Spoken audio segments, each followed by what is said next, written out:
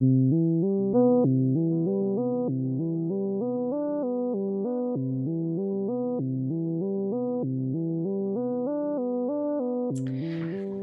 right, so we're going to go ahead and officially start. Let me welcome you. My name is Andrew Hongo.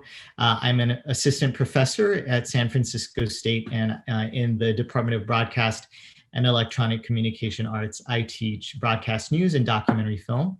That's what this class is. I want to, first of all, thank Len Haynes. He teaches the audio class. That's the counterpart to this documentary film class.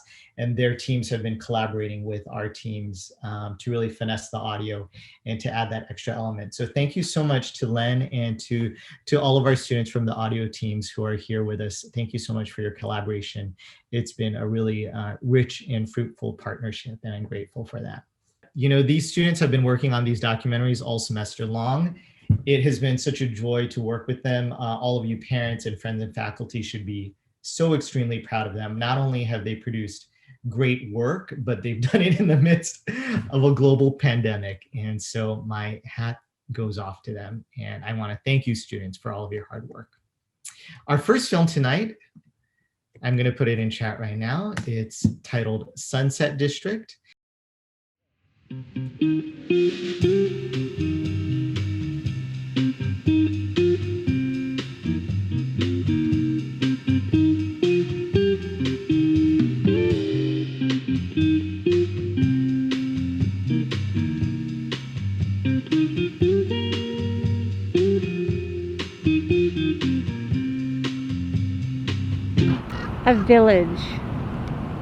A village-like community. We're more than a community, it is a village. I absolutely love living in the Sunset because it's part of the city, but because it's close to the ocean, it feels like you're not living in a city. This is our ancestral home. When you hear of your ancestral home, you're thinking maybe centuries of home, but for the last 5 decades, it's been here in the outer Sunset. And I think a lot of people would be disappointed if we had to let this go. There's a lot of blood, sweat and tears gone into this place. Oh, it's a flat, no. It's funny, when I first moved here in 89, 90, the Sunset was like looked down upon, you know, because it was always foggy out there. You know, if there's an earthquake, it's going to go under the sea, tsunami's going to hit it. The Sunset is a nice, safe place to be, you know. And I think that's what we all aspire to, live in safe neighborhoods, clean, and obviously places that we can go to eat, enjoy, and see a few other people. I mean, that's what living is all about, you know. We're one of the last spots in the city where you can really experience what the city was like back in the 50s, the 60s, the 70s. It's got a nice neighborhood feel to it. I know all my neighbors in that area.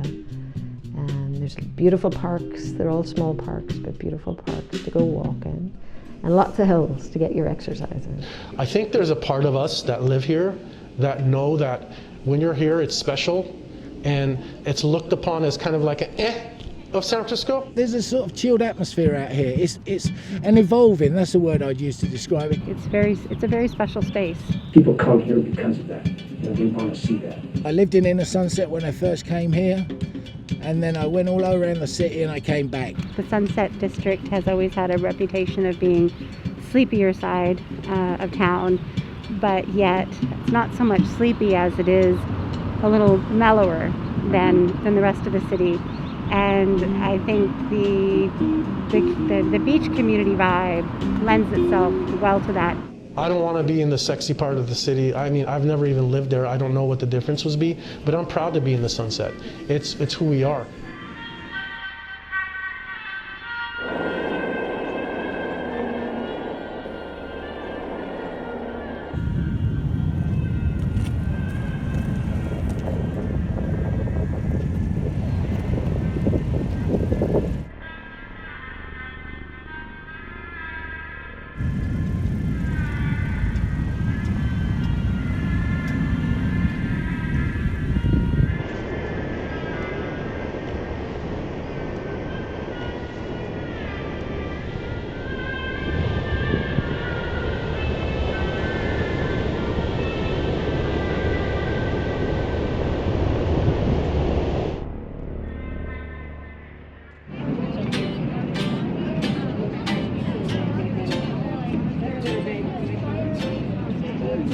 Back in 1994, I moved into Golden Gate Heights area of the Sunset, and I didn't spend a whole lot of time in the outer Sunset until my first child was enrolled in the preschool.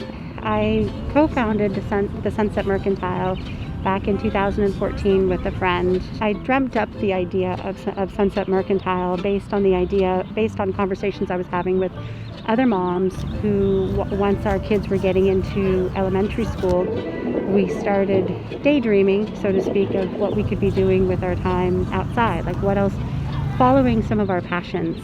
And speaking to some moms that had business ideas, but the question of where do you start these things? It's expensive to start a brick and mortar. It'd be really great if we could create some kind of pop-up. I started reflecting on the fact that if there's these other moms that have people that want to start up a little business, it'd be great to do it in a pop-up sense so that you're not so committed and you can do it while parenting. And as I was talking about a pop-up market, a lot of people suggested incorporating a farmer's market, that the neighborhood really needs a farmer's market. And so I thought, sure, let's throw in a farmer's market, not knowing how difficult it was to start a farmer's market. I really love being able to dream up these events and programs, and I love giving this gift to the community, hearing and seeing how happy it makes the community to have these kind of events, from the children to the parents. It's special, and it is a creative process, especially now with COVID, trying to create ways to engage and activate the community outside of the house has been a really fun challenge and a desire of mine to try to bring some wellness. It's hard to fathom leaving the Sunset. It's really a part of me, and I've become a part of it.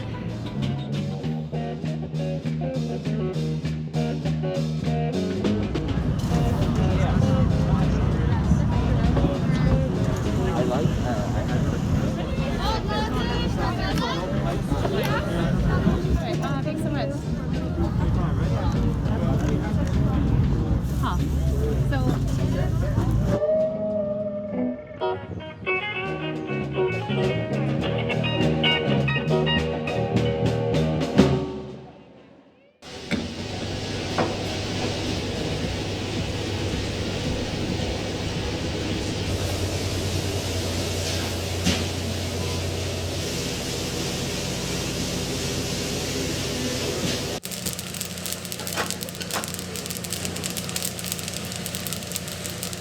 I grew up in Belmont, California, but I went to school here in San Francisco.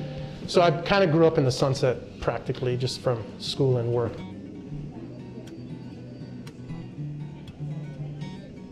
I work at Henry's House of Coffee. When I was a kid, my father purchased the business from his uncle in 1983. And I was in kindergarten at the time. So I basically grew up in the business. And I remember as a 12-year-old, it was like the worst. I hated it because my dad, he'd wake me up on Saturdays trying to watch Scooby-Doo and He-Man, and he had other plans for me. My dad was like the grandfather. The parents would come inside with their kids, and my dad would love these little children like they were like me, giving them cookies, kind of giving the mom a break while she's trying to have her breakfast sandwich. And that's when I realized that's what makes Dad successful. It's not that, yes, the coffee's good, of course, but he's become like this paternalistic figure in the community. And that's when I was like, you know what? That needs to be more of the focus. Obviously, the coffee shop is here, but we're doing things, yes, we're running a business, but we're more than that. We're definitely here for the community, and little things like that, I think, is why people love coming back. I love being a Sunset resident. I think there's a part of us that live here that know that when you're here, it's special, and it's looked upon as kind of like an of San Francisco, right? But when you're here, you love it. It's quiet, it's quaint, beautiful parks. The beach is right down the street. The vendors have been around for a really long time. And that feel for me is what I love, you know? I don't want to be in the sexy part of the city. I mean, I've never even lived there. I don't know what the difference would be, but I'm proud to be in the Sunset. It's who we are. And a lot of the residents that are here have been here for a long time. You don't get a lot of turnover, so you build those relationships, and I'd much rather have that. I grew up in the Parkside Sunset District of San Francisco. I was born in 1973, born into a family of butchers. My father came here from Italy in 1946. My mother came here in 1967. I come from generations of butchers. My father was a butcher, my uncle was a butcher, my brothers were butchers, one of my cousins were butchers, and we all grew up in the same business. I was very fortunate to be born into the family and the business that I was born in and the area that I was born in. My father started this business in 1954. When my father opened up this butcher shop, there was 9 butcher shops on Terraville Street alone. Now we are one of the last 2 independent union butcher shops in the city. We have customers that are 2nd and 3rd generation. Jimmy, you can make your way around if you like. Okay, thank you. Here's Jimmy, former fireman in San Francisco. Yeah, show your muscles, man. World champion. You YouTube him. I think that it's very remarkable that anybody wants to do this kind of hard work. We also have a very sense of family. You know, we are a very close-knit group of people. Many of our employees work for us for a very, very long time. It's the camaraderie, the people. You know, it's hard work, but it's fun work too. We do the same thing every day, but every day is a little different. I had to say goodbye to a customer I've been waiting on for 30 years last week. A little rough. You know, the community, our community is 100% everything to us. So you grow old watching them grow old. And you know, it's community. Everything is community based. Our business is community based. That's what makes it unique. We are a corporation by terms, but we're not a corporation. We're a very small shop. We're a family shop. We're a small shop, and we are as part of the city as anybody else. And we're fortunate to have that. We are really, really fortunate to have the community that supports us. When you're waiting on a customer that held you as a baby, it's remarkable. You know, it's really something. You know, you feel like you're, you know, very close to those people. And like I said, watching people grow old and die is a hard part of our business. You know, because they're friends, lifelong friends.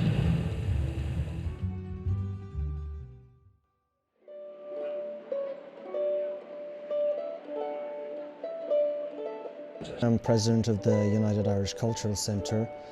Although I've been living in the States for 24 years, I came here in 1997 as an immigrant from Ireland. I grew up in southwest of Ireland in County Limerick in a small little village called Broadford.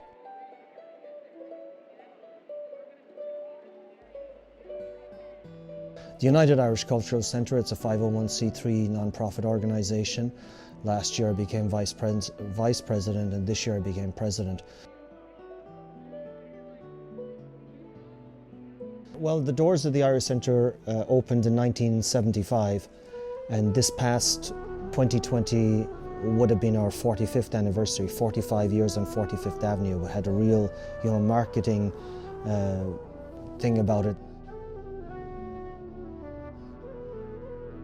And so a group of really innovative people got together, really determined, and basically spread the word and collected the money to buy 5 lots for houses along here at the corner of 45th and Wawona, just off a sloat. And essentially the Irish Centre came into existence.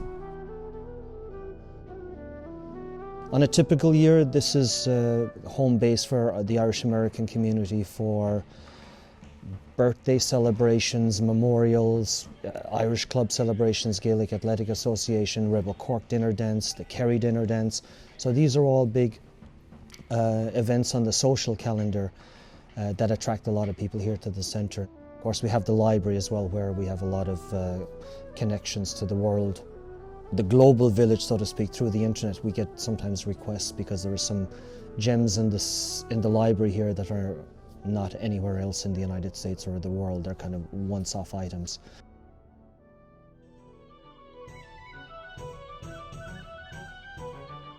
This is our ancestral home. When you hear of your ancestral home, you're thinking maybe centuries of home, but for the last 5 decades, it's been here in the outer sunset. And I think a lot of people would be disappointed if we had to let this go. There's a lot of blood, sweat and tears gone into this place. And to be respectful for what has gone before us, I still think there's a place for an Irish-American community centre in the outer sunset. There isn't an avenue that doesn't have an Irish-American connection. And there's a great sense of community.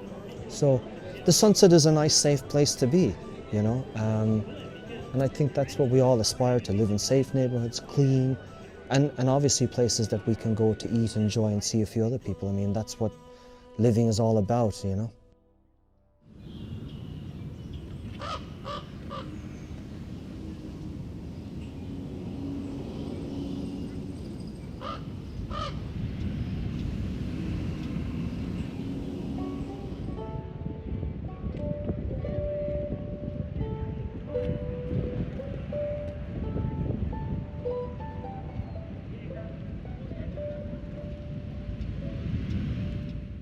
I grew up in Ireland. I moved to the US about 20 years ago. I grew up mostly in Washington, D.C. Well, this is my studio. This is where I work almost full-time from this studio. I also, when I collaborate on projects with Colette, we go between this studio and her studio at her home. Well, this is the design for the front of this housing complex in San Mateo, and each one of these little squares is actually this size. So it's for this entranceway. There's a glass entranceway, and this area around the side of it will be tiled. The first project that we worked on together was the 16th Avenue tile staircase in the sunset. The one at Moraga. Yeah. Well, we were kind of thrown together. Yes, we met through the Moraga stairway. Yeah. We didn't know each other At all, no. I had just moved here the year before, and they had asked us individually to come up with designs, as well as a number of other people, and they whittled it down to the two of us. Yeah, we didn't know each other, so we had no idea if it was going to work out or not. But it did. And that was the first staircase of that kind, of that type in the city, I guess in the country. Well, there was a woman named Jessie Audette who lived a few blocks away from there. She had recently moved to San Francisco from Rio de Janeiro, where she had been for 5 years. And there's a huge, huge tiled staircase there, much longer and wider than the one that we did. It was done by one individual guy who worked on it for 12 years. Jessie, for exercise, was running up and down this stairway every day, and she started to think about how great it would be if it was tiled. And of course, she had no idea how complicated an undertaking this would end up being. But she teamed up with Alice Yee Xavier, who lives in the house next door to the stairway. Alice has lived in San Francisco her whole life, and she's a real powerhouse. She knows everyone, and she's very, very active in the community. So the two of them started talking to neighbors, soliciting contributions for the idea, and of course those people who contributed early on were pretty brave because they didn't really know that it was ever going to happen. Yeah. It had no city support. There was no government organization behind it. It was just neighbors getting together and donating money. So they collected a lot of money through donations, and you got your name on a tile for a donation. I think altogether that 16th Avenue project took about a year, but it was spaced out over a longer period of time. It was community members who came together and decided to do it. And they were very strong groups, you know, they met. And became stronger because the process was so arduous. And it lasted so long that friendships formed. There are a lot of personal stories that are intertwined with both of those stairways, because people there are very special meanings to each of the tiles. I got a lovely email not long after the 16th Avenue tile steps from a person that I didn't know, and he said that during, he lives in the area in that neighborhood, and while the work was going on, his wife had been very ill and then she died. And he didn't realize that his friends had gotten together and bought a little tile with her name on it and had it installed. And he didn't see it until it was there. And he just wrote to say how meaningful that was as a place that he could go and visit. So when you go there in the summertime at sunset, just before sunset, and there's no fog obviously, the reflection of the colors in the sunset sky are reflected onto the staircase, and it actually turns gold.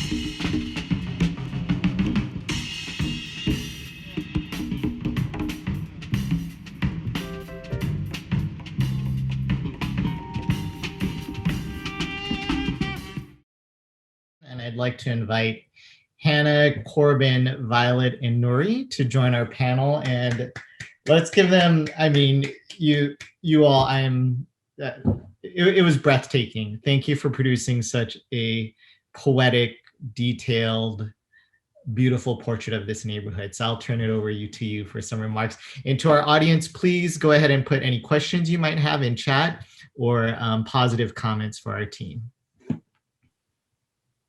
Okay, I'll start off. I wanted to say thank you to Violet, our producer, Corbin, our editor, Neri, our camera operator, Joey, our supervising sound mixer and dialogue mixer, Odin, our audio mixer and artist of some of the music you hear in the documentary, and Nick and Elliot, our other two audio mixers. Special thanks to all of our interviewees. I love being able to get to know you and learn more about the community that I lived in. I've been a Sunset resident for the last 5 years, and I've grown to love this community. You really get a small town feel in the midst of a big city. It's grown to feel more like home than actual home to me at this point.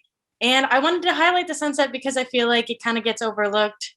And everyone just needed to see how great it is. So I hope you all liked it. Thank you. I wanted to add that I wanted to give a special thanks to Angie, Kevin, and the audio team for sure. Odin and Joey, you guys are awesome. Thank you.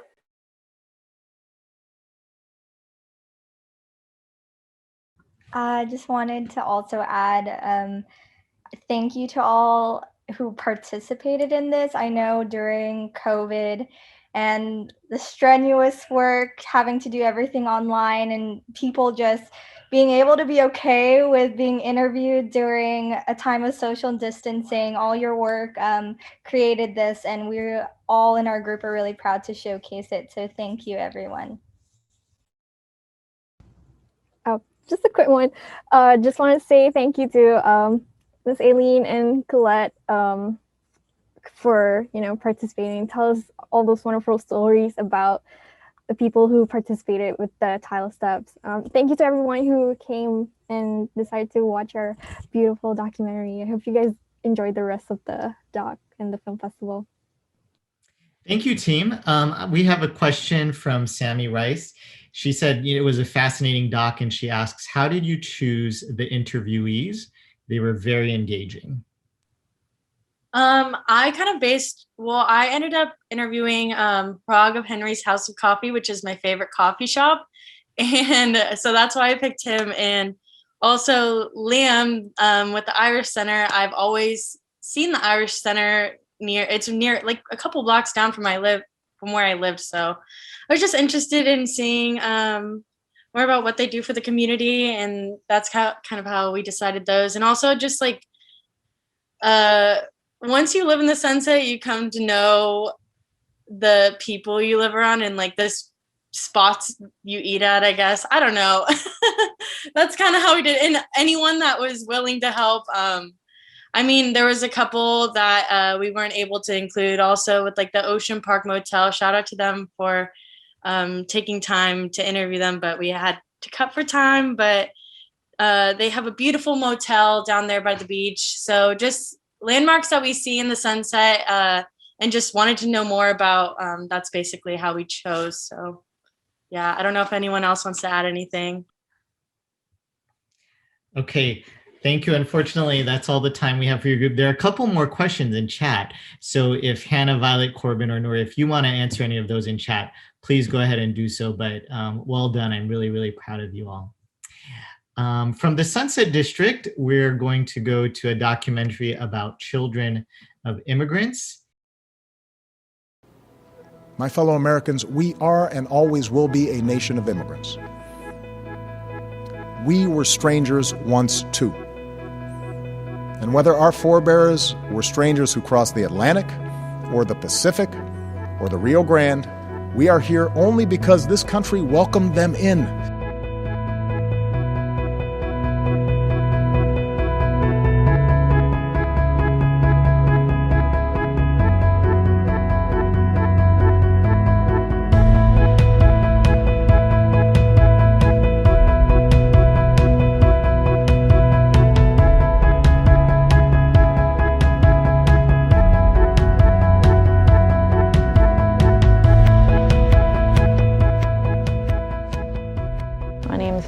I am 24 and I am from Mexico.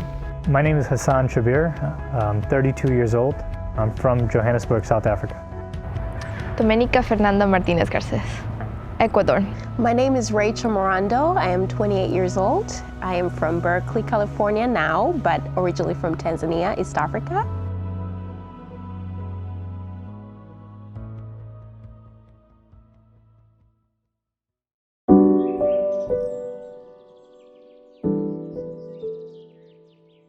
I grew up in a very diverse neighborhood, and so it was just blends of culture, and that's what made it a lot of fun. After apartheid had ended, there's still remnants of hate, and it was a country looking to heal, and because of that, there was a lot of crime. And at one point during the 90s, it was the most dangerous country in the world. And so we were victims of that. There was a home invasion when I was 9 years old. There was this idea that our family had a cell phone company. When they came into our home, I mean, there was many people that cut wires. There were lots of weapons. And yeah, it was traumatizing. You know, it's something that took a long time to overcome. And our family was lucky to survive that. And so my father decided, hey, we got to go to a better place. So he decided to, you know, decided to get a tourist visa and come to the U.S. So my father migrated here first, and my mother and my two brothers and I came after him. And my parents, were young enough. My parents just told us they were going on a vacation. And so, I didn't get a chance to say proper goodbyes to any of the kids I grew up with or families. We just moved. It was just like it was a orchestrated move by my parents. Yeah, leaving as a kid was heartbreaking, because it wasn't until I was at the airport going to the exit and watching the families, Indian families, they just are so emotional, even for a regular trip locally or domestically, and so it hit me right in the moment that we weren't going back anytime soon. And so it was heartbreaking, really.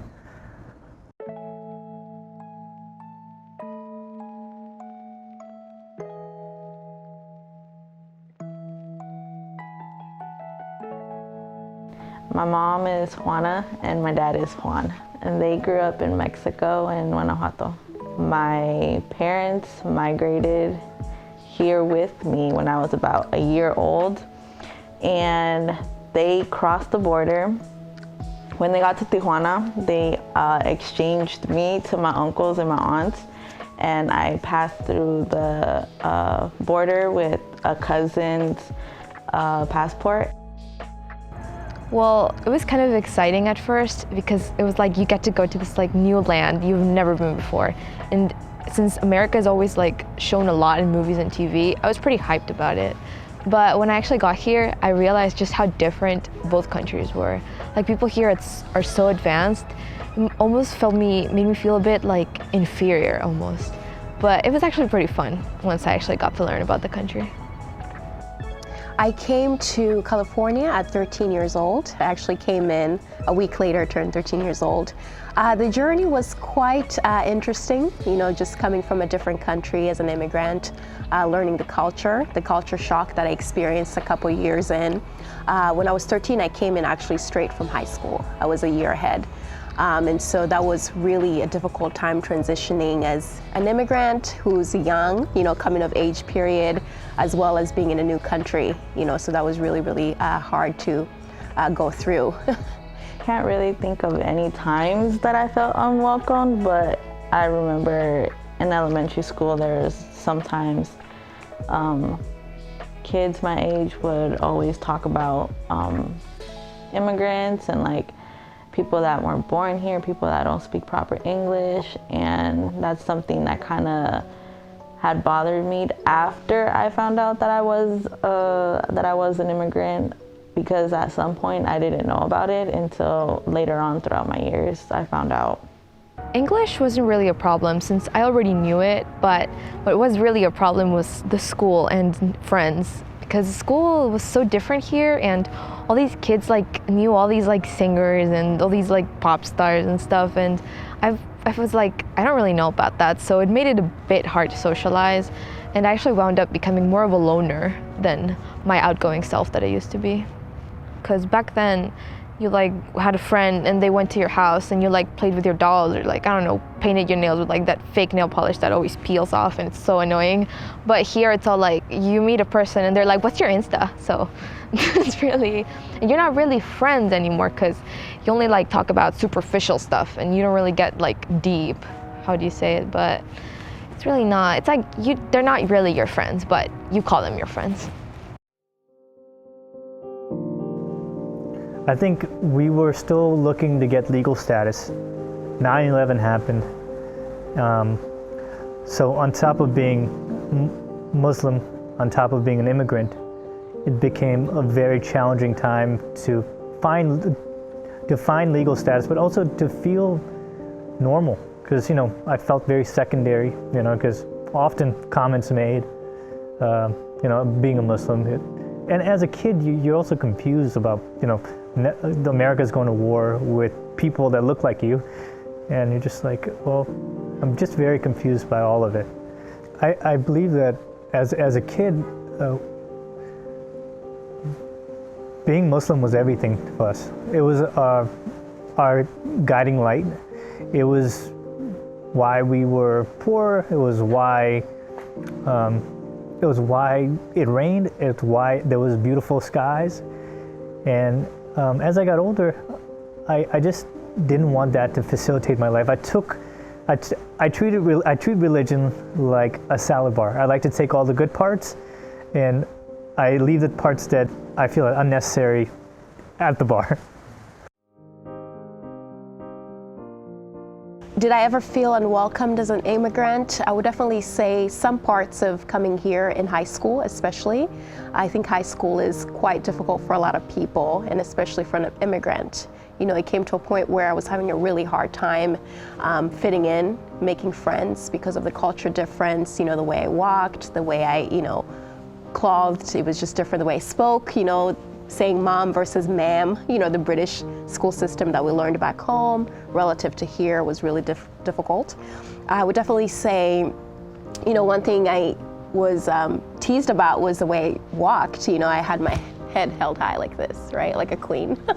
And people weren't used to that, you know, it's very different. You know, it's like, why do you walk like that? You know, so I found myself over the years just kind of learning to like walk like this. You know what I mean? So different things of like having to adjust to be part of a culture here, but still being so different and standing out. Now that I'm all grown, I guess you would say, I do consider myself a mixture of both. You know, definitely consider myself a Tanzanian, and as well as, you know, a big part of who I am is American too. I think, you know, me coming in from a different country, I was trying to find my way, also not knowing who I was as an individual. Whereas now, I think the most accurate way of saying that is I represent both cultures. You know, I had to be an American, I had to, you know, assimilate to different ways to be able to live here. In elementary school, they would have me navigate through like, you know, these English classes, ESL, whatever it was called. Even though my English was like, you know, perfect because I would speak it in school, I feel like the school system seen it more as a like, okay, she speaks Spanish at home, her background is a Mexican. We're gonna have to put her in English classes because she may not be able to, like, you know, have that proper vocabulary that they want every student to have. And so at that time I didn't really see it as a problem, but later throughout the years when I was like in high school and like stuff like that, and people really started speaking about it, it kind of like opened my eyes, like, you know, like it's true, like the school system like really seeing it as like these minority kids are not as superior as, like, you know, these American ones. So it's eye-catching when you're older. Graduating from high school was something big for me and for my family. Going to college was something that my parents always wanted me to do, getting my degree. And it's also been really fun because there's a lot of other people that are first generations, and so I feel like we have a really big community where it's like people see first generations as like, you know, these kids that are really starting to like, you know, do this whole change in their family and generational wise. And so, yeah. I'd say the teachers were in a way meaner over there because they were really strict. You really couldn't step out of line there, and it wasn't as fun as it was here. It was all like, memorize this, memorize that, and you didn't really get to like talk with your teachers or like become friends, get to know them. It was just like this very mean person that just like taught to you, and you just have to learn and then leave. But here, it's like, there's more of a sense of community here. You know, classes are way different here, and it's actually more fun to learn here than learning over there. Well, the pros is that I can study at my own pace and not have to socialize as much as before, but that's also like a double-edged sword because it's a new year and I don't know any of the kids in my class because I didn't know many people last year. So this year is like double, like times harder because it's just like, oh, hi, and they're like, hi, and then just shut up and you don't even get to speak to anybody. And the only people I really interact with are like my family.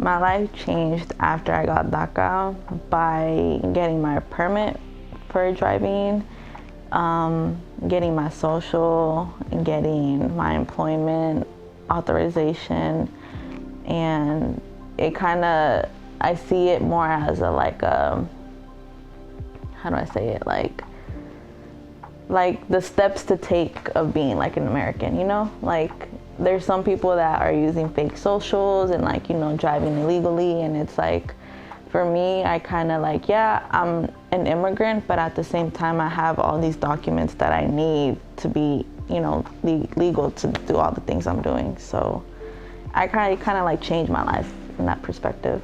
I've been on under the DREAM Act for 4 years now. So I'm still under that. As you may know, the new administration now is working on creating citizenship pathway. And so I'm waiting to hear about that. Nothing else has been really come in place as far as a plan. So I'm still as a dreamer right now, which means I can work. You know, I have work authorization. I have a social security number that I could use, you know, to employers. I can be able to get benefits, you know, insurance, stuff like that, invest. Being a dreamer really affected me as far as always having questions is, am I going to be able to afford college? You know, luckily, you know, my DREAM Act came before I got into UC Davis. You know, so that way I was able to get financial aid because now I had Social Security. So I paid 3 years of community college out of pocket. And then now, because I got my DREAM Act status, you know, I was able to qualify for financial aid. So I ended up just paying $600 for rent, you know, in Davis. So financially, it was a huge, huge leverage for me to be able to go to school without having such a hard, you know, impact of not paying for college and so forth.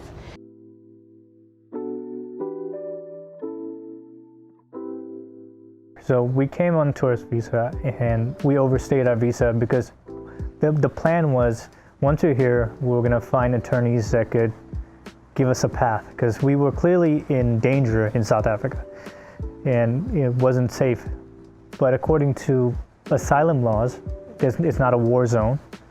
And even if we brought our documents of, you know, that home invasion, there was a chance that we may not, you know, because once you get rejected from asylum, you're on deportation proceedings. And so for that reason, my father was in a limbo and we just weren't documented for a long time. You know, so eventually we all got our citizenship or legal status with time. Yeah, I went to San Francisco State University, Gator, and I graduated with a degree in kinesiology, the study of movement. Currently, my profession is I'm a fitness instructor. I'm also an artist, and it's been my biggest it's my biggest vice and biggest therapy. I've been an artist since I was a kid in South Africa. It started off on the living room floor in Johannesburg because I couldn't go outside, and as I got older, it's transformed into what it is today.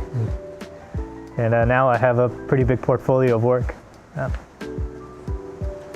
Yeah, my major and my aspirations are to become a midwife. Steps that I'm taking to do that is getting my bachelor's in science, getting my RN, and going to graduate school, and hopefully getting my PhD in midwifery. Kind of like as when I was younger, kind of wanted to lean towards something big that would benefit me and my family, and so nursing was always my go-to. The place I currently work right now, I work in a real estate firm, and I've been here for, I would say now, close to 3 months. It's a new thing for me, completely new space, coming from finance, you know, taking a break and then coming to real estate now.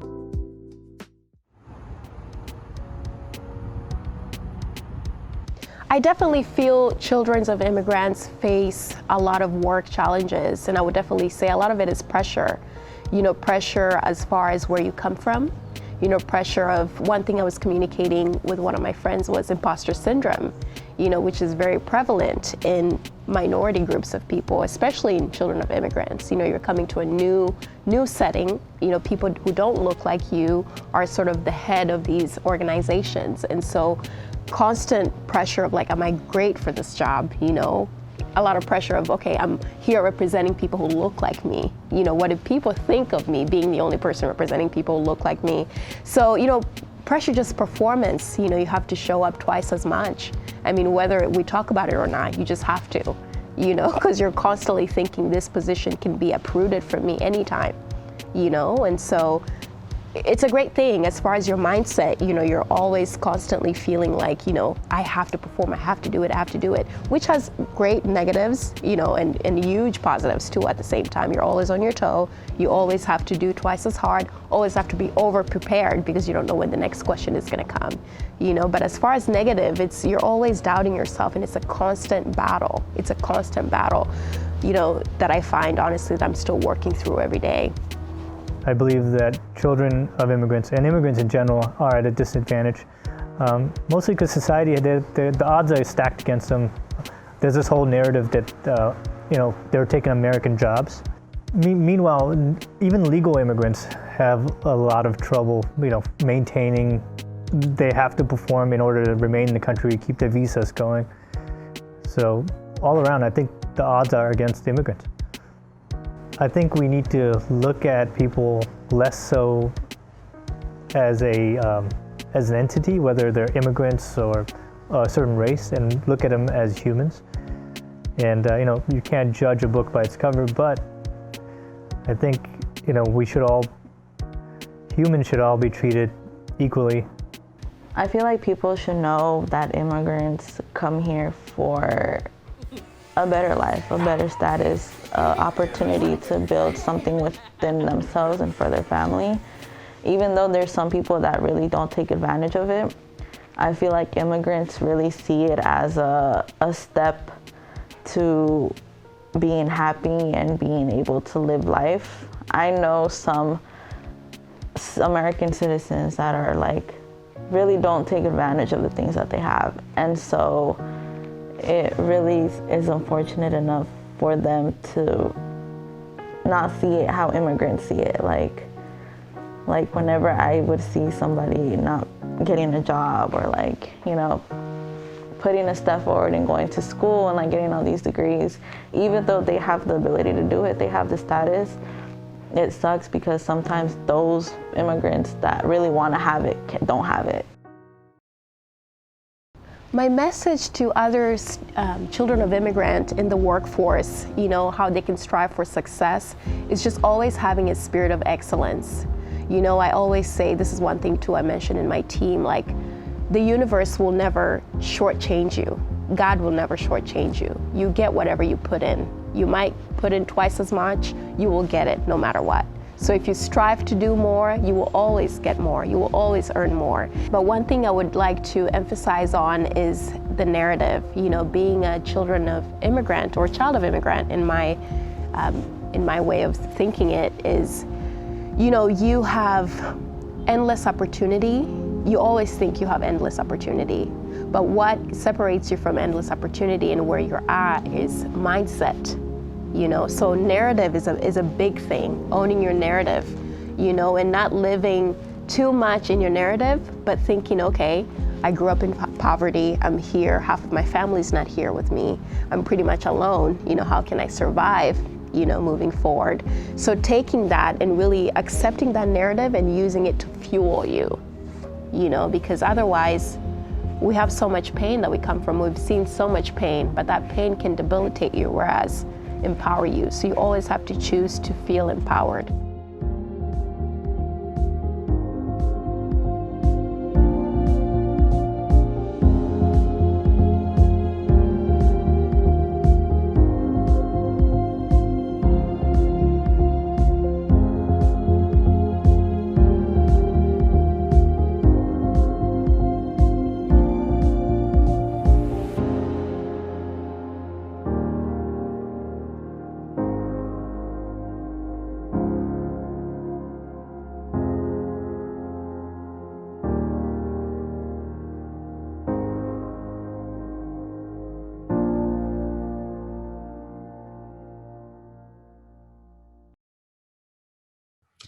And I'd like to invite Tadessa, Angelica, Andrew, and Ahmed to join me in this panel. Thank you all for putting together a story that is so unique to the Bay Area and yet so global in its scope, and also just so quintessentially American. there were so many layers to this story. But thank you. Go ahead. So, hey everybody. I hope you guys enjoyed this documentary as much as I enjoyed directing it. But yeah, hopefully through this documentary, you have a better understanding of, what it is like to be a children of immigrants. And I also want to, give a big thanks to my team, for being part of the process. And it was definitely a heavy, subject to tackle. So thank you so much. Hello. A big thank you to my team, Teresa, Ahmed, Andrew. Thank you to my husband for being my sidekick during these shoots and helping me out. To my cousin Nayeli for letting her story be heard. And for me, being a producer for the first time and making this documentary, it was very challenging for me, but it's an experience that was totally worth it. Hello, everyone. I just want to thank everyone that we were able to interview for the documentary. And just on top of sharing their stories, most of them were able to invite us into their homes to do the interviews, but also we were just able to have normal conversations off camera. And I thought that was really special, and it kind of gave me the social interactions that I was missing because of the pandemic and because of quarantine. So I just want to thank them for their generosity, and thank you guys for watching our documentary. And then I just want to thank each and every one of my teammates for all those late nights till like 1 to 2 in the morning we pulled, trying to get everything together and everything done, as well as all of our interviewees who shared their stories and their tales of their life and all their experiences throughout that. Thank you all. I just wanted to read a comment from Marie. She was just struck by the intimacy and honesty of the interviewees, which I think is a credit to you as filmmakers. Stacy asks, she says it was truly inspiring. How did you select the interviewees? Wonderful work. Would one of you like to tackle that question, how you selected the interviewees? Yeah, so I guess, since we were 4, we were like, okay, so maybe each of us can find, one character to interview. And then we were trying to look for different, different experience amongst children of immigrants, but also explore, what they have in common. So that's how we found them. How did you, Miriam commented on the choice of children of immigrants, the story of children of immigrants. So how did you all come up with the idea of focusing not only on the immigrant experience, but rather focusing on children of immigrants? I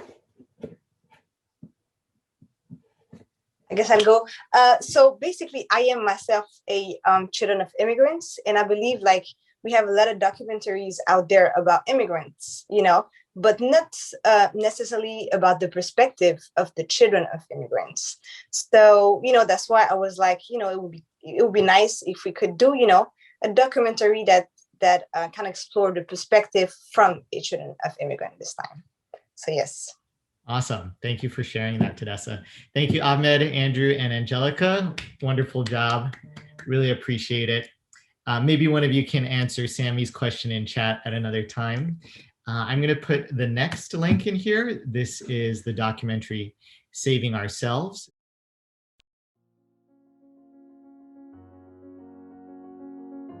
Trauma.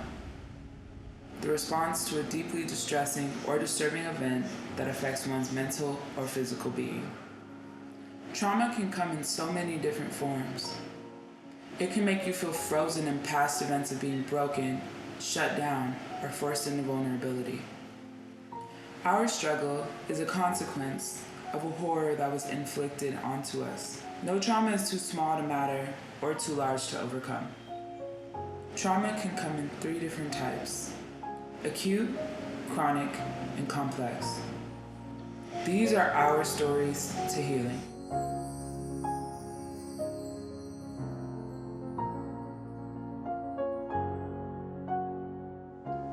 Acute trauma is the result of a single distressing event. This event can threaten one's mental or physical security. This event can create a lasting impression on one's mind. Hi, I'm Shayla Rogers. You can call me Shay. So I helped a lot of my friends with suicide. I wanted to help every single one of them, and I succeeded, but it kind of brought me down in the process and made me turn more into this people pleaser kind of person that was like, I need to help every single person, and if I don't, then I start feeling bad about myself. And glad they're all okay and they're all healthy, and I like to think that I was a part of that. Particular one, me and her, we just got really, really close. 8th grade, I would say, or maybe freshman year or something, and we would hang out, we would go to the horse stables together, we would work out together, all this stuff, and then she started confiding in me and telling me about what's going on with her, and I told her I'd always be there, and she said she would always be there as well. And so we were inseparable for such a long time, and then she started telling me about her eating disorder and her attempts at suicide. It's so luscious, and I look good, and you have to tell me I look good, because I know, so check this contour. And I was at my house instead, and I didn't know what she was going through because I didn't see her for like a day or two. And I tried calling her and she didn't answer and stuff, so I just felt like something was wrong. I ran to her house as fast as I can, and when I got there, like I just felt like something was off. I felt like something was completely just wrong, and it was. She was. Her bathroom door was locked, and she's not one to lock the bathroom door ever. Like I could just come in, which is being kind of weird, but yeah. And it was never locked, so I am at the bathroom door and I'm hearing running water. And I'm kind of hearing like bubbling noises and kind of like choking noises.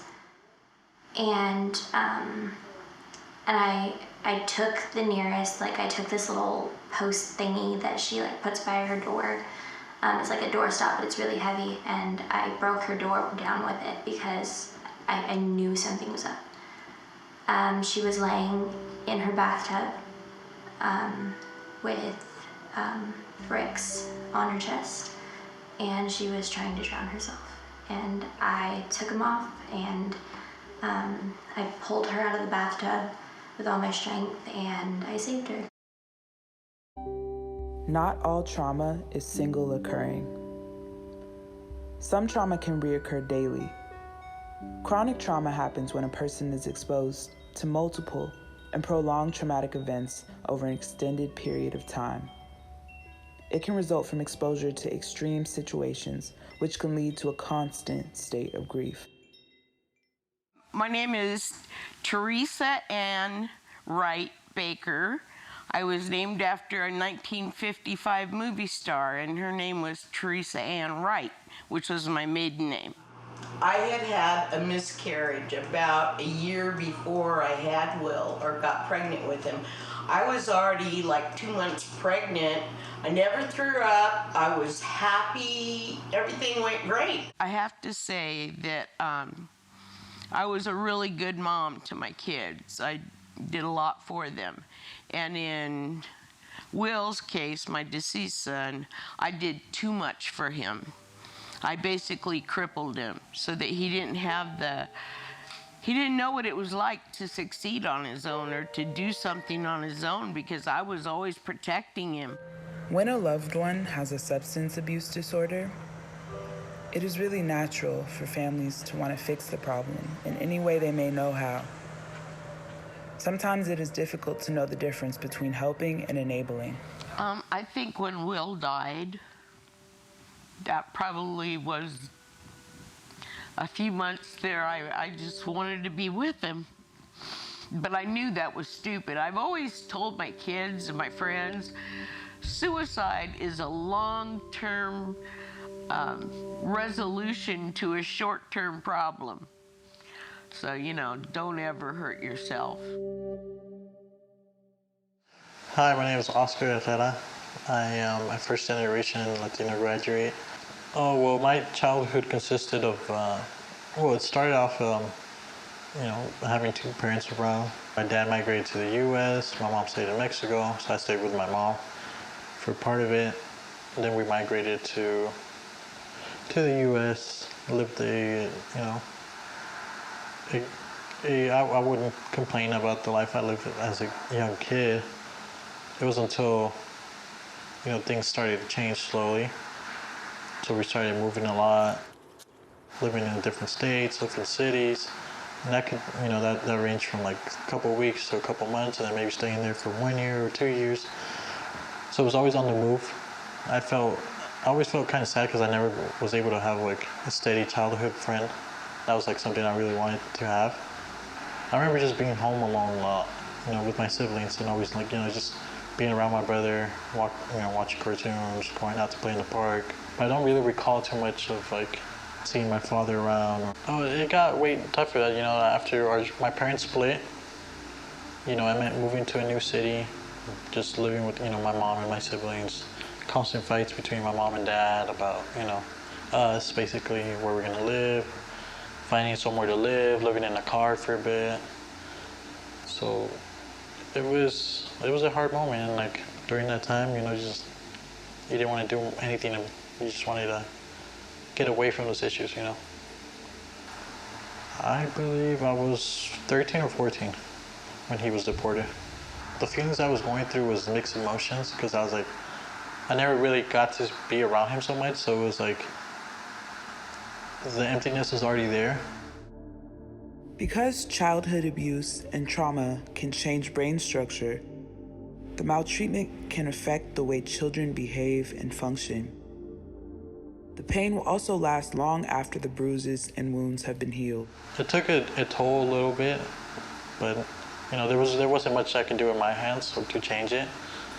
And until this day, I still don't understand how I feel about that moment, or if my life really did change that much since he left, Sometimes trauma extends beyond a single moment.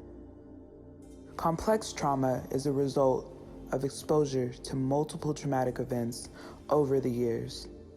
Even though these moments leave an imprint on the mind and the body, you become a survivor. My name is Ashley, and I'm a proud mother and also a survivor. Growing up, I kind of lived in a mystery that I had to solve on my own. I was taken from my mom when I was just 2 years old, and I was raised with a family I didn't know I had. And being that young, you don't really realize what's going on. For the most part, I was very happy, and they taught me a lot of morals and love. As far as I knew, it came to a point where I realized something really bad was happening. I was sexually assaulted. I tried plenty of times to come out about it and try to tell, but being that young, you get intimidated easily. It continued to happen probably from 8 years old to till I was maybe 13, till I had my first period. That's when it stopped, because I guess he realized that he can get caught. Dealing with all that was not easy. Being around a society that, it's not easy to talk about things like that. I went to counseling because I felt like that was my only outlet to speak to someone about it. And when I did go to a counselor and started speaking about it, she actually miraculously found my birth mom. And I was just sitting in school one day when the intercom, they said, Ashley Marie Kumar to the front office. I'm thinking the worst because I think I'm in trouble. I'm scared. And I go home, I'm going to go to the office, and there's this lady, Caucasian lady, telling me that she's my mother. Going through all that, I was really in disbelief until I saw her facial structures, and I looked at mine, and it made a lot of sense. And I didn't really know her, but at that point, when your home becomes your own hell, anywhere is a brighter light. And I left with my mom. And once I was safely with my mom, I tried to confide in my father to tell him that I wasn't just a rebel. I was trying in many ways to tell you what happened. And when I finally did come out about it, he just, he was very angry, and he told me that my time was up because I'm grown now and it's been a long time, so he can't do nothing about it. So I had to make peace with myself and know that I don't want that to define me. I know that I didn't deserve that. And even though I couldn't get justice for myself, I made justice for myself by becoming a person that I wanted to be. But one thing I could say throughout all of it, trauma can't make you a bad person, only you can make you a bad person. The truth is, sometimes you will get hurt in life. And it's okay to feel angry, frustrated, hurt, or lonely. All these may be negative emotions, but that does not mean that they are bad. All these feelings may happen when there are imbalances in your life, and each of these imbalances serves as an indicator of what part of yourself needs attention, love, and healing. Every emotion has a meaning. Every emotion has a purpose. I think trauma is going through something drastic that changes your state of mind or can alter the way you live your life. I think healing means finding a way to surpass that trauma. So that could mean that could be different for every person, but it can come in many ways. It's like passions, it could be hobbies, it could be therapies. It looks different for everyone. It helps me more as a person, I'd say. I don't regret the trauma. I understand people better. What's helped me heal, I'd say, is learning to let somebody do things for themselves. And that was hard to do. What has helped me is being able to say no so it never gets to that point again. I realize what I love. I realize that I love working out. I love art, all forms of art. I want to learn everything I can. And I don't feel like I have any ties to anything now. If I want to get up and go and do something, I can get up and go and do something. The reason that I got over Will was I bought a camper right after he passed, a motorhome, and I went up to Lake Berryessa and got a job as a security person at this beautiful campground. And I worked 4 days, 28 hours a week, and I got to live there for free. So I had all the amenities, the swimming pools, the spas, everything at this beautiful campground. And I met all kinds of people, started having fun, and I realized it was okay to be happy. That it didn't change who I was. And instead of mourning him, I basically, I guess you could say, I celebrated him by talking about him and talking about some of the crazy stories. And that would be the best advice I could possibly give anybody is try to remember the good times and talk about that person like they're still here. Tell stories about them. Enjoy the things that you did with them and other people. Let them meet a little bit of who he was. I would say try to find the peace within you, because the world is chaotic. It will push you down. It will tell you all types of negative things to put you in that dark hole.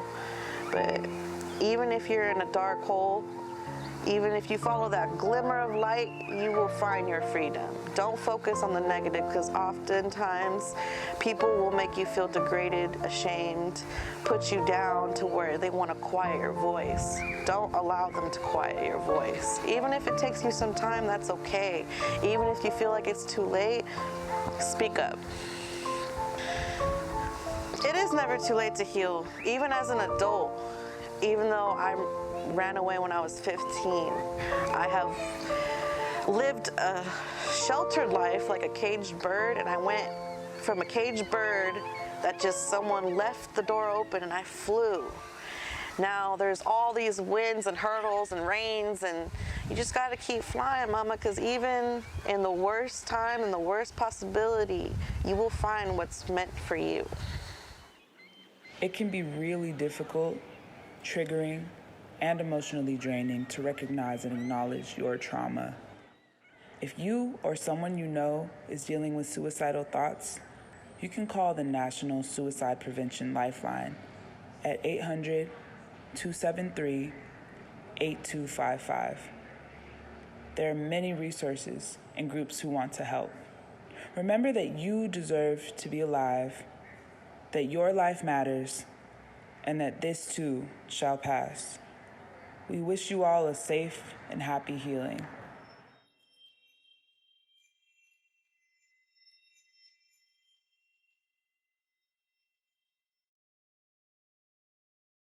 And I'd like to invite our panelists to turn on their cameras. Brianna, and I see you there, Gina. I want to applaud your interview subjects for their courage in sharing their stories, and Alexis as well. Hi, Alexis. But I also want to applaud you as filmmakers for creating a space where they felt safe sharing these very personal stories. That is a testament to you and your compassion and your empathy. Thank you so much. Really, I would just like to thank them for trusting us to tell their stories, for trusting us to be so vulnerable and so open about what they've been through. Really, they kind of helped us put this together, and I give them all the props. I'm really appreciative of how vulnerable they were willing to get. I would also just like to thank, hi everyone, I'm Brianna. I was the director, and the concept for this project was originally my idea. I would like to thank just the rest of my team for making it amazing, for evolving it into being what it is. Gina, who did an amazing job with the editing. Alexis was an excellent producer. We just got together. We made it work, and I really appreciate everyone for all of the work they put in, countless hours, and this is on top of balancing being a working person in a pandemic, which none of us have ever done that before. So I just really appreciate the dedication that all of my teammates had. I did just see the question of, unless they want to add anything before I explain where the idea came from. Gina, Alexis, no, yes. Go ahead, Gina. I think you had your hand raised. I raised my hand on accident, but I'll just go. Really, I want to thank the team and everybody that was interviewed in this documentary. I mean, a lot of them were very vulnerable and showed a lot of emotion. And I could not have done this documentary without the whole team. We put hours of work on it. And I'm really happy with the result and how it came out. And it's one of my favorite projects I've ever worked on. I just wanted to say that, we our original thoughts for this documentary was to talk about what people tend to the conversations people tend to stray away from and that they find uncomfortable. And I think we just wanted to send the message that you never know someone's story, and especially during times right now when our world seems so non-connected, I think it's important to just remember that, to treat everyone with kindness. And so I hope you guys enjoyed it. Yeah. Sorry, I'm just reading some of the comments. This idea originally came to me just because I have been having a rough go of the year so far. And I just kind of was thinking of just en masse, like as a country, as a planet, like we have lost so many people, so many things that we have been used to. And so many people subsequently, not only to the unspoken virus that I don't have to name, but like just as things have just changed. Like the rug has kind of been pulled out from under us, and there's so much like grieving and healing that even now that we're kind of coming to such a better place with things, we have to do like as a whole, individually. The sun is still continuing to shine and things are getting better, but we still have to like hold space for all the things we've lost. And, you know, like it's just a lot of healing from like what once was, and it just kind of evolved into the hardships that people have and the routes they go about overcoming that. So I think that's, sorry, I'm seeing some other questions. Thank you, Brianna.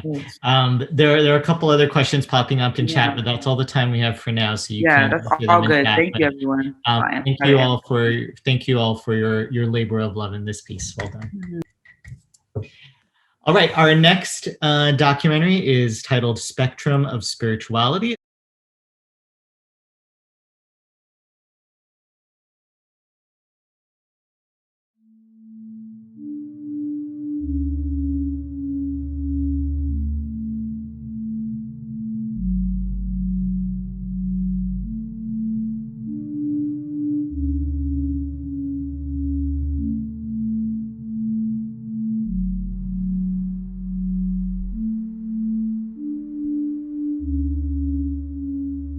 You kind of choose each other, you know, it's like a mutual thing. And that's kind of how I feel about Buddhism and my way of life is, you know, when I got into combat sports, it just naturally kind of agreed with me, you know. I love meditating in the beginning of my day so that I can just be ready for anything. And then I do sometimes I do pull some tarot cards for myself just to see how my day will be. And that's pretty much it. And then I just go about my day after that. Yeah, like literally any opportunity to be in nature and with a plant, a tree, an animal, a creature, anything. Like any experience is something that I try to utilize in my practice. My faith has played a part in just being willing to accept where I go and just really be more present and understanding that I can make decisions that lead to a certain tomorrow that I want to look, but at the end of it, God's really being able to pull me in the direction that He wants me.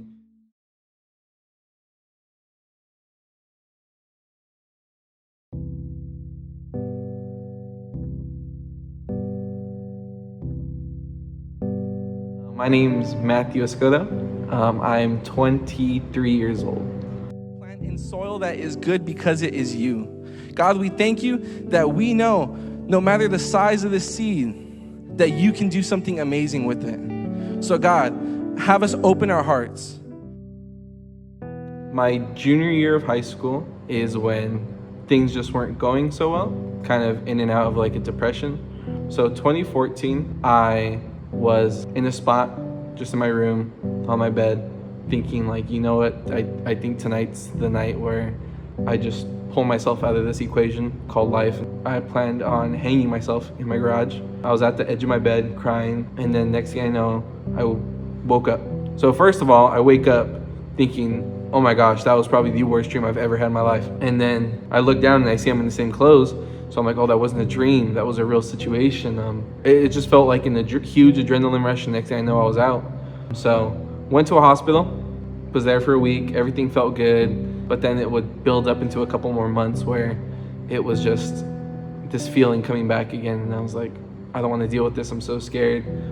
So before making any decision, I just fell to my knees in the prayer position, just saying, God, I don't know what's going to happen tonight, but I'm so scared. And I get a text from a friend saying, hey, I don't know what you're doing, but there's going to be this youth and young adult service going on. It's going to be really cool if you want to come by. Right away, I started trying to think of ways to get out of it. And then I was like, this is what I prayed for. How can I not lean into something that I feel God's answering right in front of me?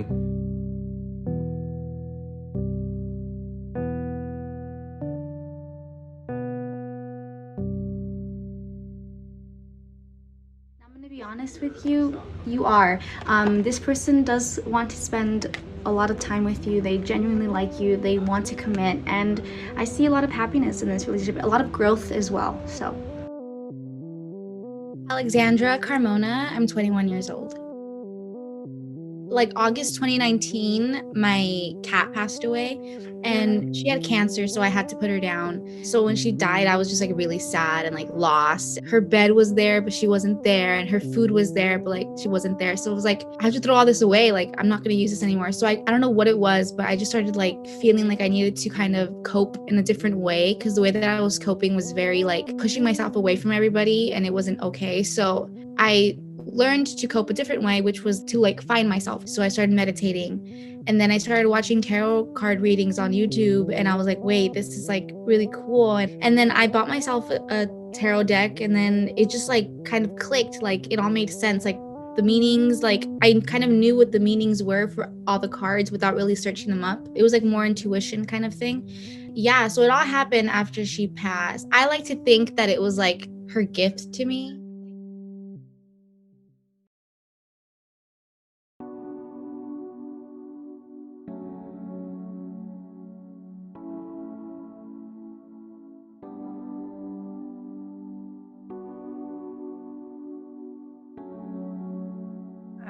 My name is Lacey Carey. I am 32 years old, and I do not practice any form of religion. I was raised in a Christian household, and from a very early age, I was like, that doesn't really resonate with me.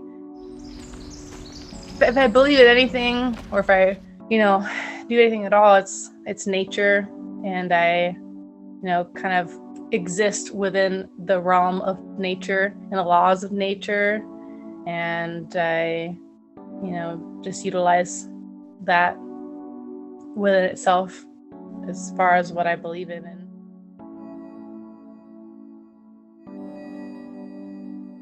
every day, I step outside. I see the sunshine in from my windows, and it gives me energy, and it, the air, everything surrounding myself,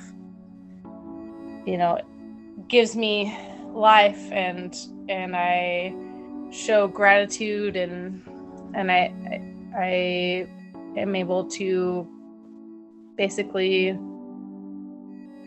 experience and enjoy my existence through nature.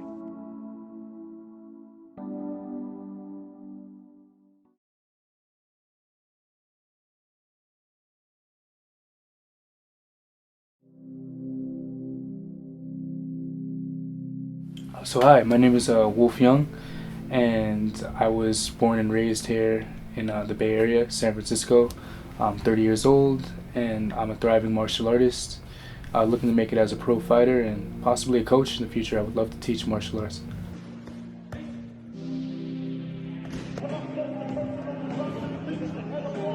Well, I describe my faith to be that of Zen Buddhism. I think I'm a Zen Buddhist at heart.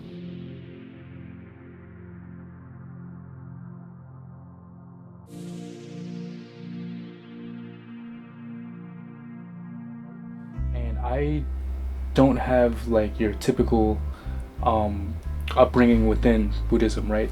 I kind of learned about Buddhism at a young age through my adoptive grandmother, and she would always travel the world, and she would always bring me back, different books and things about like various cultures, from her travels. And I remember one that really hit me at the time, growing up rough here in the city, was watching how kids in Thailand, they were majority Buddhist, and how they used Buddhism as a way to kind of, be able to center themselves within struggle, within, poverty and various things that they were going through.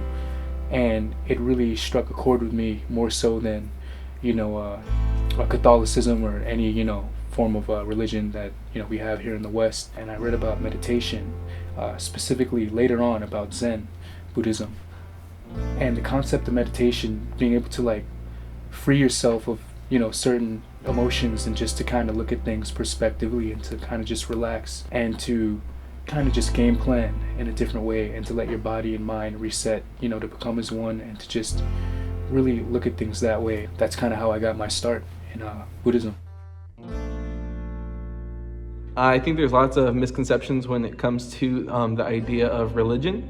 I think religion can really leave a bad taste in people's mouth. And the reason I'm using the word religion is because I feel it's not the problem of the spirituality that gets people away from church or away from things like that, but I really believe it's the fact that people get in the way. People make mistakes, and sometimes it can push you away from the church, but that doesn't mean it should, because overall, people shouldn't represent God because God is too perfect to represent.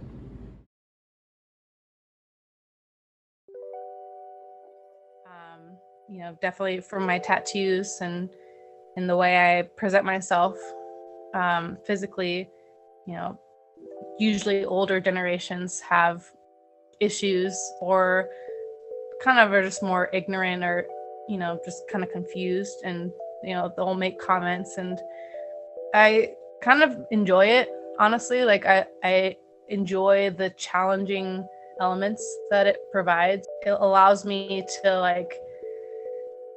to interact with people. People come up to me and they say like, hey, I really like your tattoos, or like, oh, that looks weird, or like, what are you doing, like, or you're that's bad, and blah blah, and it allows me to have a conversation with them, and I really appreciate that, and I think it's really powerful and productive.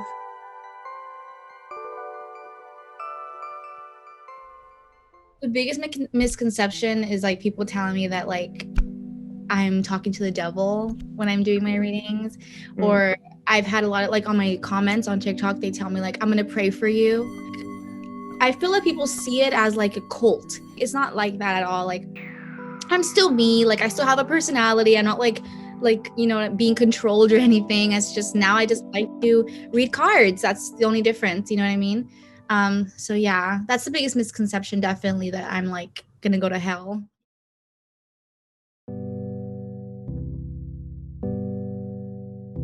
It was really tough for me to tell my mom's, in particular, because she is really strict with her faith. She went through rough times. She used to be an alcoholic. She got clean, and I think she really kind of clung to her Catholicism, to her faith as a way to understand the world, and as most of us do. But for her, it was really hard. I think my first initial reaction with her when talking to her about being a Buddhist, she looked at me. She told me, she was like, "No, you're not a Buddhist. There's no way. You're Catholic. Quit kidding yourself." And I remember after that initial reaction, I never spoke to her about it again until she noticed that I wouldn't do certain things. I wouldn't, I didn't really, there's a couple, I haven't been in the church in so long, but I know that there's a couple of key days that, people go and they worship, but I wouldn't go, and it's just, I didn't feel like it was my place to go. I didn't really feel like it struck a chord with me. I just, I wasn't Catholic. Today, I still think that she's in denial, about my faith, and it's a part of a big reason why we're estranged today. We don't talk today. Yeah, my pops was truly the guy for me then, and I'm really thankful to have had him, because I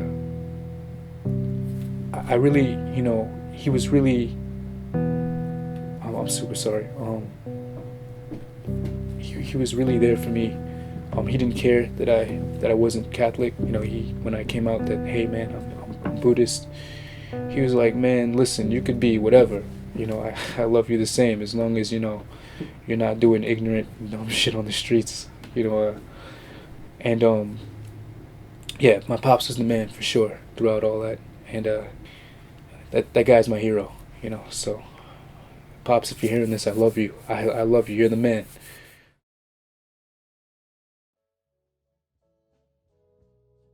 I did a gig in Cal State Long Beach. That was my first thing ever that I ever did.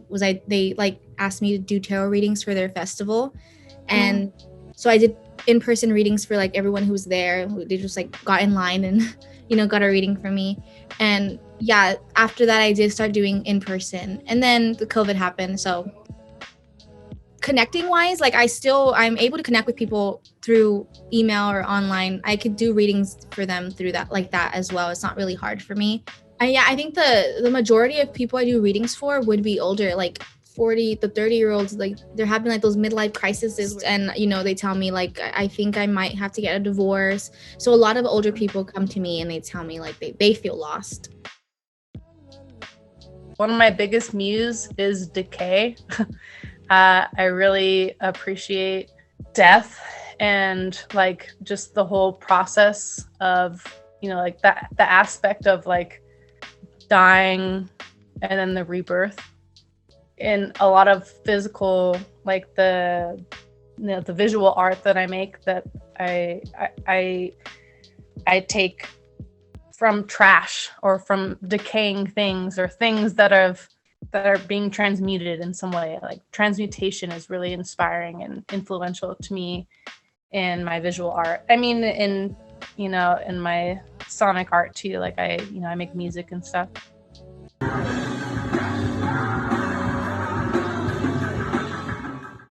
When I'm creating visual art, I often use like charcoal. One of my biggest things that I like to use is if there's been a fire of whatever degree, like a house or a tree or anything, trash, something, whatever.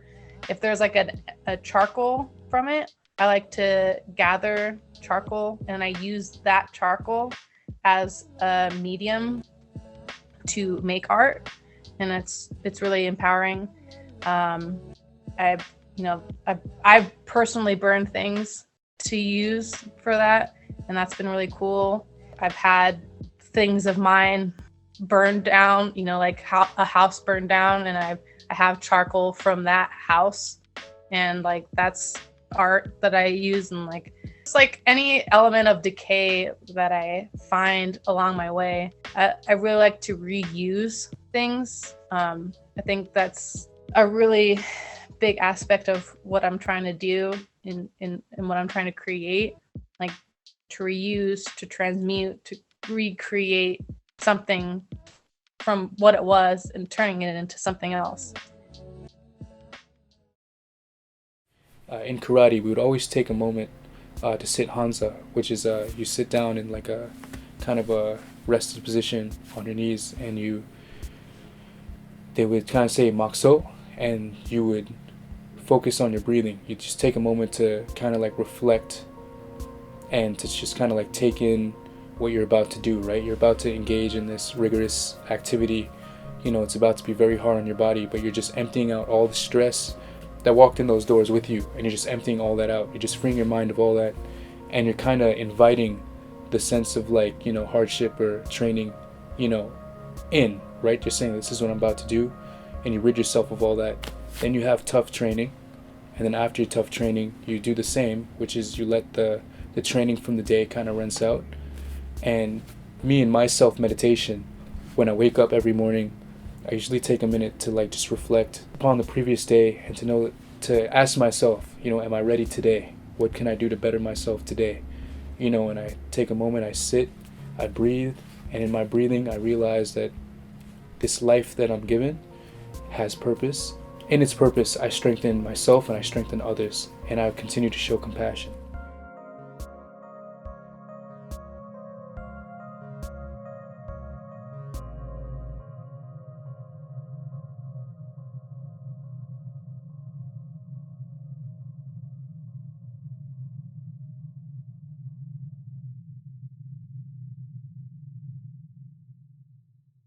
I just continue on doing that same thing of doing what I can today. being responsible with what I have in front of me, and really just trusting God that wherever He wants me to go is where I'll go. I feel like the people who go in it, like the people who are like spiritual in that sense, like they do tarot readings, the ones who are like real and genuine about it are the ones who go in it because they actually went through a real spiritual awakening. Everything is literally intention based. As long as everyone has the same intentions and are striving for the same thing with each other, for each other, that's like the main thing. So through compassion, we find strength, and through strength, we uplift, and through uplifting, we truly find ourselves.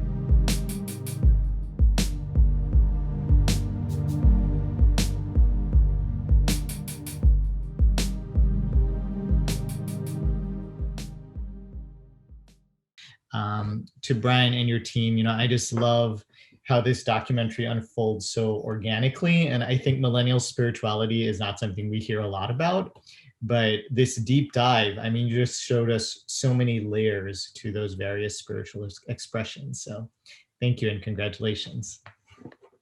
Thank you. Yeah, so we really wanted to take an individualistic approach on people's spirituality, kind of what drives them. And we've found that there's a lot of millennials out there that basically kind of cherry pick from different religions because they don't like what one religion has to offer. They want several things from different religions to kind of make up who they are. So that's what we were trying to approach. But yeah, I gotta thank the documentary team, Emily Correa, Daniel Bernardes, and Brandon Carmona, all really great, fantastic classmates and wonderful people to work with. The audio team was great. Brian Hughes, Mitchell Marinaro, and Frederick Lee. Got to thank all the classmates out here for all the great feedback that you've given throughout all of the semester, along with Professor Hongo. You also gave fantastic feedback, and it was very detail oriented, and it was really extremely helpful. And so that's about it. So thank you. Thanks, Brian. We have some great comments. Crystal says very high quality production across the board. Jordan says really interesting look at several aspects of many different spiritual paths. Great doc and music. Brian, I know that I think in the credits I saw that you composed some of the music for this. Yeah, so... You want to talk about that creative process a little bit? Sure.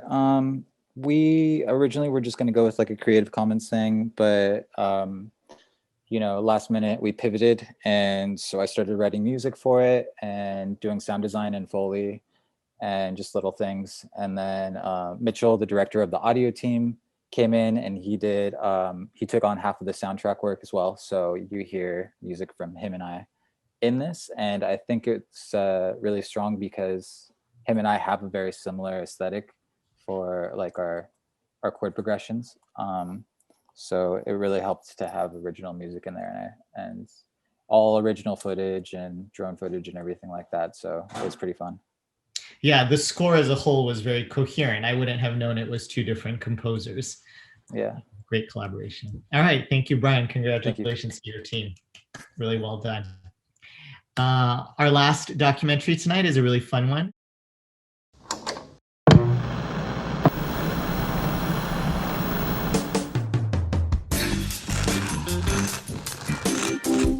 Soft, crispy, flavorful, gluttonous,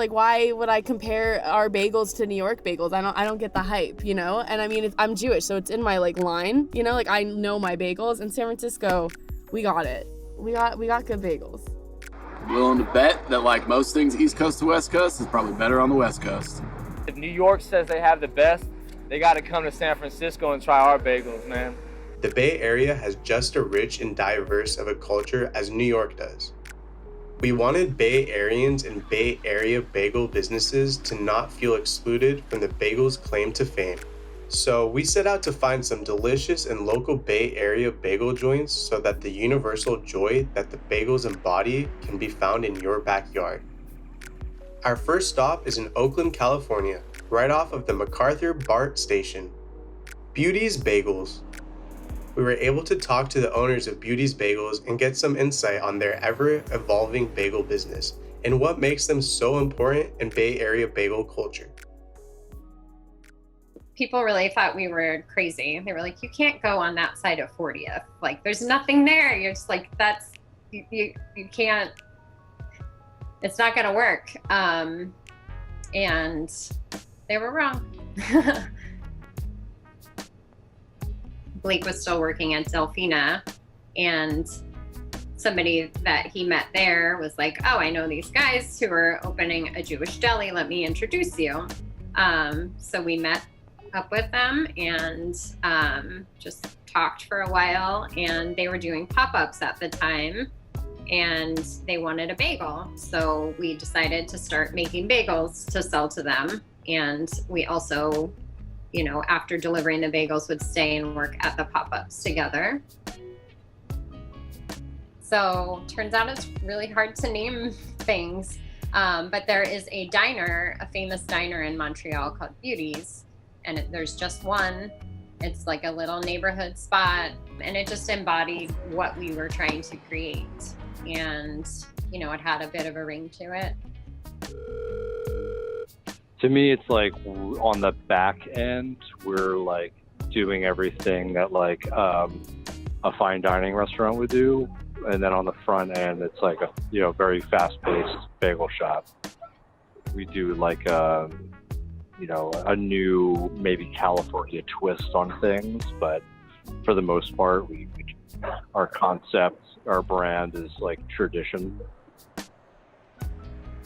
There are some great New York bagels, but there are lots of not great New York bagels. And I think some of the bagels I've had on the West Coast have been every bit as good as anyone I've ever had on the East Coast.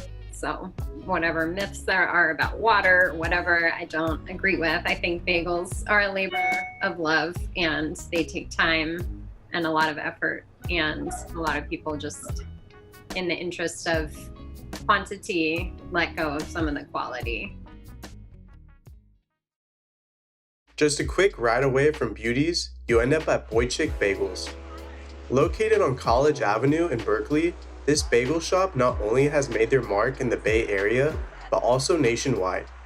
In March 2021, the New York Times published an article deeming that the best bagels are in California, specifically Boychik. After trying their bagels, we're lucky to have this available at our fingertips. That is only if we get there before they sell out. After a traffic-ridden drive over the Bay Bridge, we ended up in San Francisco. Located in the inner Richmond in San Francisco is the iconic institution House of Bagels. House of Bagels originally opened in SF in 1962. The owners ditched Brooklyn and brought their bagel recipe with them. They relocated to their current space in 1964. Aside from their storefront, they provide a plethora of breakfast business throughout San Francisco, with fresh baked bagels every morning. Java Beach Cafe has been a San Francisco staple since 1996.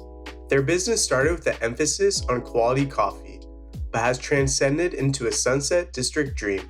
People crave the multitude of spreads and toppings. That's why their bagels are served throughout the day.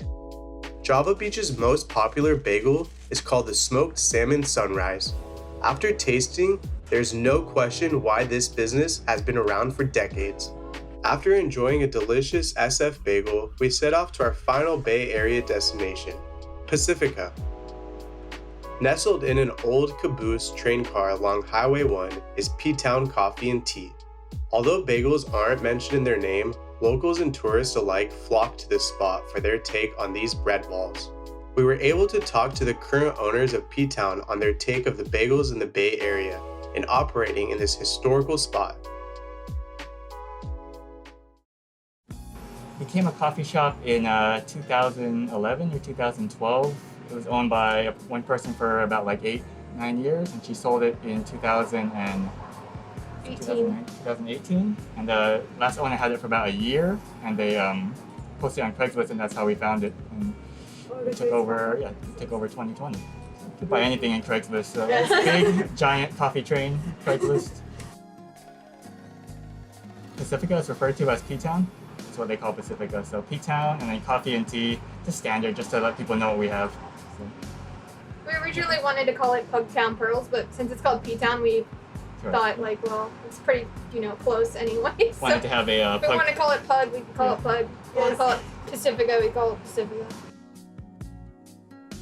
The concept was already here. We just added a few things that we like to the menu.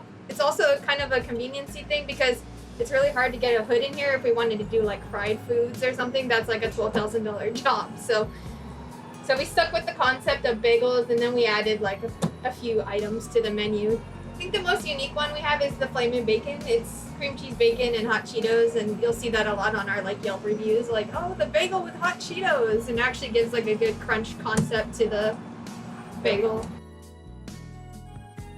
It'll be between the cowboy, which is just butter, cream cheese, avocado, and bacon. Just E6 is pretty popular as well, which is pesto, tomato, and bacon, and that's named after a local police officer. It was his badge number, 56, and that was his invention back with the original owners, and we just carried it over because it's so popular.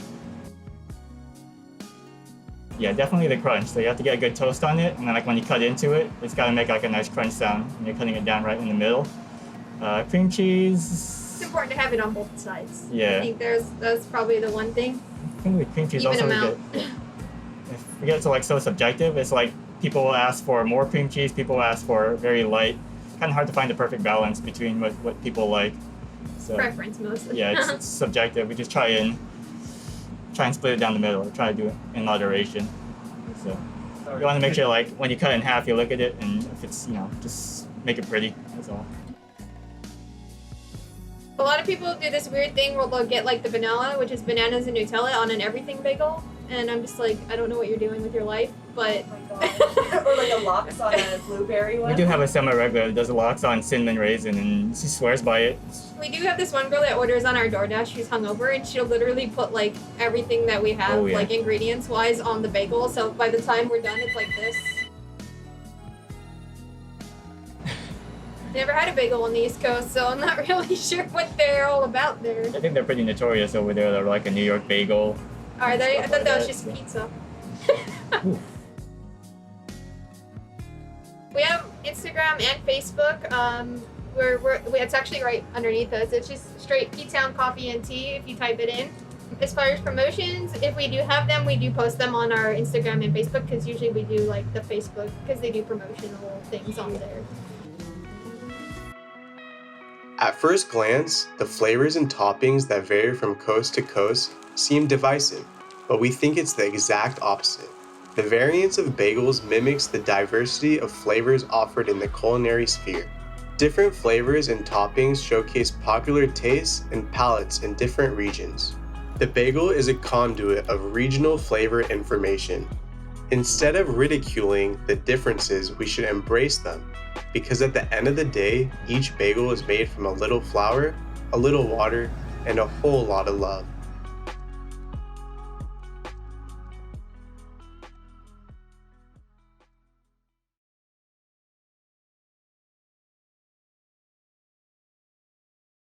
All right, I'd like to invite everyone back for our final panel discussion of the evening, and I'd like to invite Paige and Blake from the team to join me. As a New Yorker for many years, I was skeptical of bagels out here, but I am now dying for a bagel. Every time I've watched a cut of this doc, it makes me hungry. So mission accomplished. Thank you. Thank you for this really delightful piece that I think we all needed in what's been a difficult year. So Paige and Blake, go ahead. Yeah, we just want to thank, just do a special thanks to all of our crew members. My producer, Sharad, the camera operator, Blake, our editor, Jesus. You know, we spent countless hours, you know, doing meetings and filming and also having countless carbs making this bagel documentary. Also, huge thanks to our audio team, Javier, Kevin, Yvette, and Jordan. I'm hoping I'm not forgetting anyone, but we had such a great time making this, and I'm going to give the floor over to Blake now. Yeah, so I just wanted to thank Beauty's Bagels in Berkeley, or Oakland, Bushwick Bagels in Berkeley, P-Town Bagels in Pacifica, and House of Bagels on Geary in the city. Yeah, they were also kind to let us work with them and give us some interviews. So that was great. Professor Marie Drennan had a wonderful comment. She was just so impressed that you got a mix of history, spirited opinion, and information. So how did you all get such richness and depth into this very simple topic?